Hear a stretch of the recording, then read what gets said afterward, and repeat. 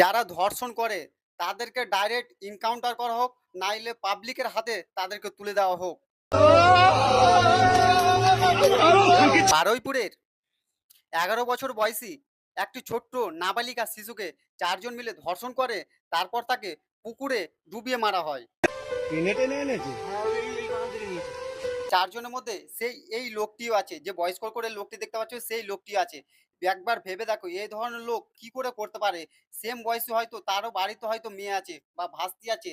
একবার ভেবে দেখো আমাদের সমাজটা কতটা জঘন্য হয়ে চলেছে, যে একজন মেয়ের বয়সী মেয়েকেও তারা ছাড়ছে না, তারা ছিঁড়ে খেয়েছে 4 জন মিলে সেই জানোয়ারেরা। হ্যাঁ? আনন্দ ও কজন মেরেছে, কজন মিলে? ওরা 4 জন ছিল। আমাকে ভয় পেয়ে গেছে, ও পিছনে গোলাগুলো পাথরে মেরেছে। কে পাতুলেছে কে? ওই আনন্দ করে ছেলে একটা। এ ধরনের মানুষকে যখন পুলিশ ধরে নিয়ে যায় তখন তাদের একদমই উচিত হয় না। কেন? তাদেরকে সঙ্গে সঙ্গে তাদেরকে এনকাউন্টার করা হোক, নাইলে তাদেরকে জনগণের হাতে ফেলা হোক। শুধুমাত্র জনগণই তাদেরকে সঠিক বিচার দিতে পারবে। আর তোমরা এদেরকে নিয়ে কি বলতে চাও একটু কমেন্ট বক্সে এসে জানিয়ে দাও। এদের সঙ্গে কি করা উচিত, ও ভিডিওটি বেশি বেশি করে শেয়ার করে সবাইকে জানিয়ে দাও।